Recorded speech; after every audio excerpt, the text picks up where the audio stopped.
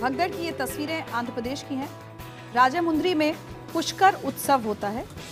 वहां गोदावरी पुष्कर घाट पर स्नान के वक्त मची भगदड़ की वजह से 29 लोगों की जान चली गई।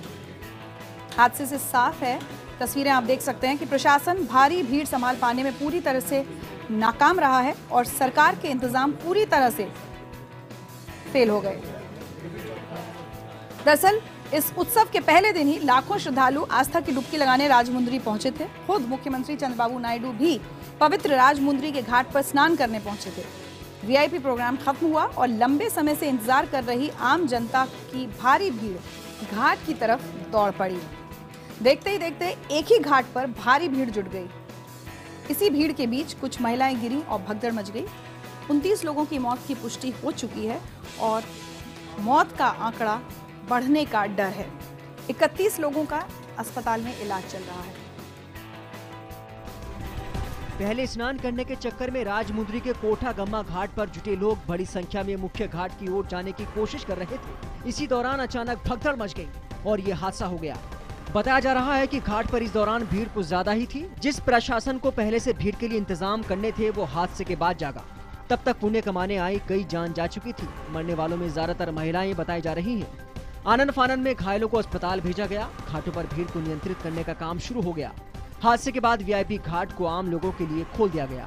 It happened because of government failure. It is administrative side, absolutely they failed.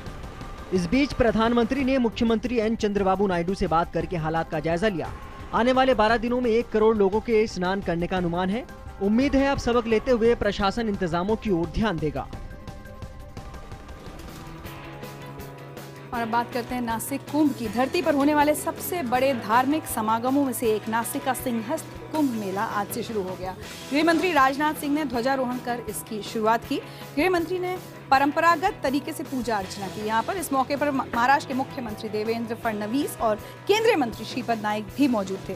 धर्म ध्वजारोहण के वक्त श्रद्धालुओं में जबरदस्त उत्साह नजर आया। कुंभ के शुभारंभ के साथ ही श्रद्धालुओं में पूजा और आरती करने की होड़ लग गई। आपको बता दें कि हर 12 साल के बाद त्र्यंबकेश्वर में कुंभ मेला लगता है। सूर्य और बृहस्पति जब एक साथ सिंह राशि में प्रवेश करते हैं तब नासिक त्र्यंबकेश्वर में कुंभ मेला लगता है। त्र्यंबकेश्वर के ज्योतिर्लिंग की वजह से इसे त्र्यंबकेश्वर महाकुंभ भी कहा जाता है।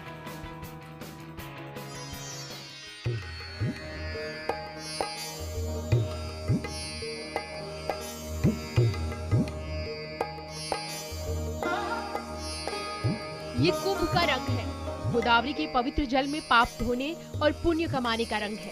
धरती के सबसे बड़े धार्मिक समागम का रंग है। जिस धरती पर शिव की जटा से गोदावरी का जन्म हुआ, वहाँ जटाधारी साधु से लेकर ऋषि मुनि ही नहीं खासों आम का मेला लगा है। केंद्रीय गृह मंत्री राजनाथ सिंह ने कुर्शावत कुंड में ध्वजारोहण कर औपचारिक रूप से त्र्यंबकेश्वर महाकुंभ की शुरुआत की। नासिक में स्थानीय निकाय ने 315 एकड़ से अधिक बड़े स्थान पर साधुओं के रहने के लिए साधु ग्राम तैयार किया है, जहां शौचालयों, 24 घंटे पेयजल, एलपीजी सिलेंडरों और बिजली की व्यवस्था की गई है। 29 अगस्त, 13 सितंबर और 18 सितंबर को वैष्णव लोग नासिक में शाही स्नान करेंगे, जबकि 29 अगस्त, 13 सितंबर और 25 सितंबर को त्र्यंबकेश्वर में शैव लोग शाही स्नान करेंगे।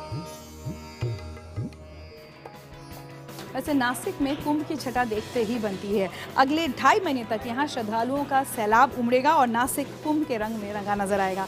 आप देखिए हमारे सहयोगी दिनेश मौर्य की एक खास रिपोर्ट। कुंभ के मेले के दौरान नासिक के रामकुंड पर आस्था का सैलाब उमड़ता है। लाखों विष्णु भक्त यहाँ मोक्ष की प्राप्ति के लिए आते हैं। ऐसी मान्यता है कि गोदावरी में डुबकियां लगाने और सूर्य को अर्घ्य देने से हर मनोकामना पूरी होती है और 10 प्रकार के पापों का नाश होता है। लाखों विष्णु भक्त स्नान करने आए हैं। आप दृश्यों में देख सकते हैं कि किस तरह से देश के कोने कोने से लोग यहाँ पर आए हैं। गोदावरी के तट पर यहाँ स्नान कर रहे हैं। यहाँ रामकुंड के अलावा सीता कुंड और लक्ष्मण कुंड भी है। मान्यता है कि भगवान राम ने रामकुंड पर अपने पिता का पिंडदान किया था। गुरु राशि के सिंह में प्रवेश करने से यहाँ पर अमृत का वर्षाव होता है। ऐसी भी मान्यता और इसी वजह से इस अमृत को ग्रहण करने के लिए यहाँ पर लाखों श्रद्धालु आए हुए हैं। चलिए धर्म के बाद बात करते हैं दुष्कर्म की। खबर पंजाब से है। लुधियाना में संपत्ति विवाद में सरपंच की हत्या करने का आरोप उसके ही अपने भाई पर लगा है। लुधियाना पुलिस ने मामला दर्ज कर लिया है और सीसीटीवी फुटेज की मदद से पुलिस मामले की जांच में जुट गई है। ये तस्वीरें आज सुबह की हैं। सफेद टी शर्ट में दिख रहा ये शख्स गाड़ी में बैठे शख्स से बात करता है और फिर अचानक फायरिंग करने लगता है। इसी दौरान पीछे से ग्रे टी शर्ट में एक और शख्स आता है और वो भी गोली चलाता है। फिर दोनों भाग खड़े होते हैं। जिस शख्स को गोली मारी गई है वो झामट गांव का सरपंच भूपेंद्र सिंह है। भूपेंद्र सिंह जिम से कसरत करके इनोवा गाड़ी से घर लौट रहा था। तभी उसका छोटा भाई अपने एक साथी के साथ वहां आ धमका। बहस इतनी बढ़ गई कि छोटे भाई ने सरपंच भाई की गोली मारकर हत्या कर दी। ये पूरी वारदात सीसीटीवी में कैद हो गई। पुलिस ने मौके से सीसीटीवी फुटेज कब्जे में ले लिया है और आरोपियों के खिलाफ केस दर्ज कर लिया है। और आपको दिखाते हैं राजस्थान की कुछ चौंकाने वाली तस्वीरें। सवाई माधोपुर के एक सरकारी अस्पताल के कर्मचारी किस तरह से नियमों की धज्जियां उड़ाते हुए पाए गए। ये है अस्पताल का आईसीयू वार्ड, जहां मरीज का इलाज करने के बजाय ये कर्मचारी उसके साथ दारू पार्टी में लगे हुए हैं। कैमरा देखते ही इन कर्मचारियों में भगदड़ मच गई। सभी मुंह बचाते और बहाने करते हुए वहां से भागने लगे, पर तब तक इनकी करतूत कैमरे पर कैद हो चुकी थी। आरोपी कर्मचारी वहां भर्ती मरीज के साथ ही शराब पीने में व्यस्त थे। कैमरे पर करतूत कैद होने के बाद प्रशासन जागा और कलेक्टर ने उनके खिलाफ कार्रवाई कर दी।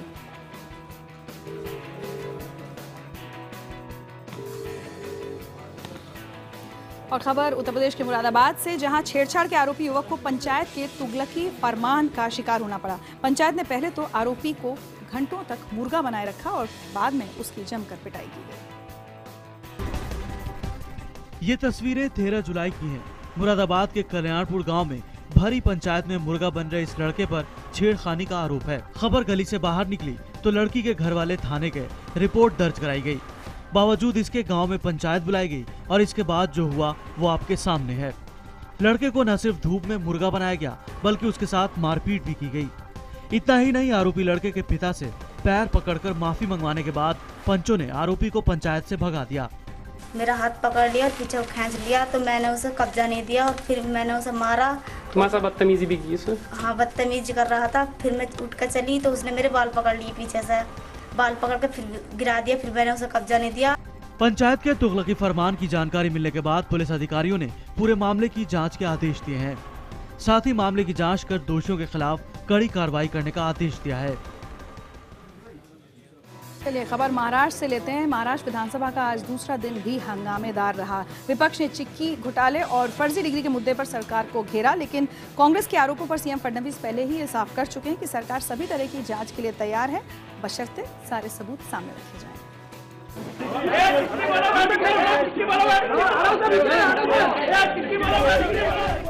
जी हाँ, महाराष्ट्र विधानसभा में आज विपक्ष के नेता चिक्की बेचते नजर आए। दरअसल ऐसा करके वो चिक्की घोटाले के मुद्दे को उठा रहे थे। महाराष्ट्र की महिला और बाल विकास मंत्री पंकजा मुंडे पर 206 करोड़ के घोटाले का आरोप लग रहा है। उन पर आरोप है कि उन्होंने कायदे कानून को ताक पर रखकर अपनी पसंद की कंपनियों को स्कूल में खाना सप्लाई करने का ठेका दिया है।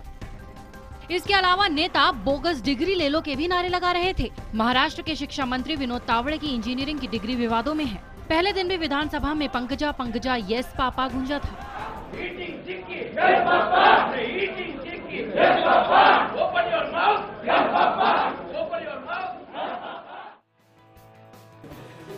चलिए खबर दिल्ली से और बात आम आदमी पार्टी की। सत्ता में आने के बाद लगता है आम आदमी पार्टी का खजाना खाली हो गया है। पार्टी के संयोजक और दिल्ली के मुख्यमंत्री अरविंद केजरीवाल ने जनता से अब चंदा देने की गुहार लगाई है। केजरीवाल का दावा है कि रोजमर्रा के काम करने के लिए अब पार्टी के पास पैसे नहीं हैं और बीजेपी ने केजरीवाल की इस अपील पर निशाना साधा है।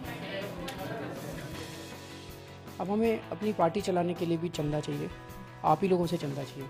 चाहे 10 रुपये दीजिएगा, लेकिन चंदा दीजिएगा जरूर, क्योंकि आपके इस 10 रुपये की वजह से ये हम ईमानदार राजनीति जो करने आए हैं वो कर पाएंगे। सही सुना आपने, मुख्यमंत्री अरविंद केजरीवाल अपने पार्टी के रोजमर्रा के खर्चों के लिए चंदा मांग रहे हैं। उन्होंने ये भी साफ किया कि वो चोरी छिपे चंदा नहीं लेते। डोनेशन की सारी जानकारी उनकी वेबसाइट पर उपलब्ध है। बीजेपी ने सीएम पर वार करते हुए इसे हफ्ता वसूली करार दिया है। अपने महिमा मंडन के लिए केवल केजरीवाल के लिए लाखों करोड़ों रुपए महीने में खर्च हो रहा है और यहाँ केजरीवाल जी कह रहे हैं पैसे नहीं है। ये उचित नहीं है। जनता सब देख रही है और शायद यही कारण है कि जो जनता इनको किसी दिन मदद करती थी, आज उस जनता ने अपना हाथ आम आदमी पार्टी से खींच लिया है। वैसे दिल्ली चुनाव के दौरान पार्टी पर फर्जी नामों और कंपनियों के जरिए चंदा लेने के भी आरोप लगे थे, जिसे आम आदमी पार्टी ने नकार दिया था। आम आदमी पार्टी से ही निकले एक धड़े आवाम ने ये आरोप लगाए थे। चंदे और भ्रष्ट उम्मीदवारों का मुद्दा उठाने को लेकर पार्टी ने योगेंद्र यादव और प्रशांत भूषण को पार्टी से चलता भी कर दिया था।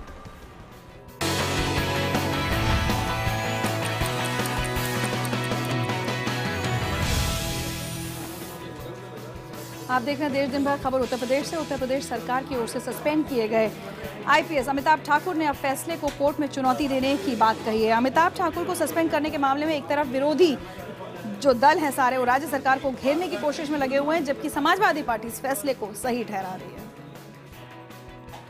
मुलायम सिंह जी के खिलाफ एफआईआर दर्ज कराने की मेरी मांग, रेप के मुलजिम का, ये पीड़िता का, कथित पीड़िता का मैं कहूँगा सामने आ जाना, मेरा निलंबन, मेरा अनुशासनहीन, गलत, खराब, हर कुछ जो संभव है एक अधिकारी के लिए वो होना अचानक हो जा रहा है। तो इन दोनों के बीच जो संबंध हैं वो किसी भी व्यक्ति से छिपे नहीं दिख रहे हैं। आईजी अमिताभ ठाकुर का आरोप है कि जब उन्होंने और उनकी पत्नी ने अवैध खनन का मुद्दा उठाया, तब से उन्हें तंग किया जाने लगा और आखिरकार उन पर रेप केस समेत कई केस लाद दिए गए।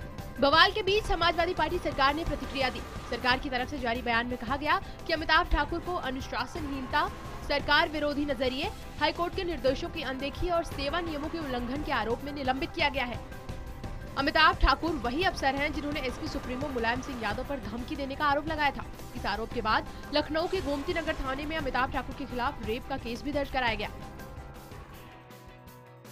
और अब आपको दिखाते हैं एक अस्पताल की कुछ तस्वीरें। सरकार तमाम दावे करती है कि अस्पतालों में स्थिति बेहतर बनाई जा रही है, हालात बेहतर बनाए जा रहे हैं, लेकिन हकीकत जानना हो तो देश के किसी भी सरकारी अस्पताल में चले जाइए, हालात आपको एक जैसे ही मिलेंगे।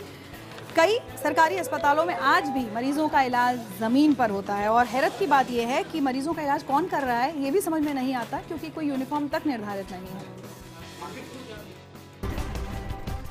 कुशीनगर के जिला अस्पताल की स्थिति देखकर अंदाजा लगाना मुश्किल नहीं कि यहाँ मरीजों का इलाज किस तरह होता होगा। तस्वीरें बयां कर रही हैं कि असल में यह अस्पताल खुद बीमार है। अस्पताल में इलाज करने के तरीके को देखकर आप हैरान रह जाएंगे। मारपीट के मामले में गंभीर रूप से घायल शख्स का जमीन पर लिटाकर इलाज किया जा रहा है। इतना ही नहीं, ये सब वहाँ मौजूद डॉक्टर के सामने हो रहा था, लेकिन डॉक्टर साहब को इसकी बिल्कुल परवाह नहीं। जमीन पर लेटे ही घायल व्यक्ति को इंजेक्शन दिया गया, वहीं पर उसे ड्रिप दिया गया। सब कुछ होता रहा, पर वहाँ मौजूद किसी स्वास्थ्य कर्मी को उस घायल शख्स को बेड पर लिटाने का ख्याल तक नहीं आया। दीवार उजाड़ने लगा, ये रोकने गए हम आए तो उजाड़ने गए, तो इसीलिए लोग हमको मार के, उसके बाद बगल में छान है, छान पर ढकेल दिया तो हम नीचे चला आए 12 फुट हाइट पर, इसी पर मार के उस पर छत पर इसको छोड़ा। ये तस्वीरें प्रदेश सरकार के दावे पर सवालिया निशान जरूर खड़ा करती है। सवाल ये कि आखिर कब सुधरेंगे सरकारी अस्पताल और कब गरीबों को बेहतर स्वास्थ्य सुविधाएं मुहैया हो पाएगी। और खबर हरियाणा से, जहां गेस्ट टीचर्स पर उठा विवाद थमने का नाम नहीं ले रहा है। एक तरफ जहां खुद गेस्ट टीचर्स भूख हड़ताल पर बैठ गए हैं, तो दूसरी तरफ अब खाप भी गेस्ट टीचर्स की समर्थन में उतर आए हैं। खापों ने गेस्ट टीचर्स का समर्थन करते हुए स्कूलों में तालाबंदी कर दी है। गेस्ट टीचरों को हटाए जाने के विरोध में हरियाणा के कई गांवों में खापों ने सरकारी स्कूलों में ताले जड़ दिए हैं। हिसार में धारा 144 लगने के बावजूद कई गांवों के स्कूलों में ताले लगा दिए गए और 31 गेस्ट टीचर लघु सचिवालय में भूख हड़ताल पर बैठ गए। इनका कहना है कि जब तक इन्हें परमानेंट नहीं किया जाता, आंदोलन जारी रहेगा। बीजेपी की सरकार या हमारी सरकार आने के बाद पहली कलम से गेस्ट टीचर को नियमित करेंगे, नियमित ही नहीं करेंगे इनको पिछड़ा एरियर भी देंगे। शिक्षा मंत्री जी अपने वायदे से भाग रहे हैं। उधर जींद के धरोदी गांव में पुलिस और खाप के लोगों में बहस भी हुई और पुलिस ने स्कूल में ताला नहीं लगाने दिया। कुल मिलाकर स्कूलों में तालाबंदी का मिला जुला असर रहा। खाप प्रतिनिधियों ने सरकार को चेताया कि अगर उनकी मांगे नहीं मानी गई तो गेस्ट टीचरों के साथ मिलकर सड़क और रेल मार्ग जाम करने से नहीं चूकेंगे। बता दें कि हाईकोर्ट के आदेश के बाद 4000 गेस्ट टीचरों को निकाल दिया गया था।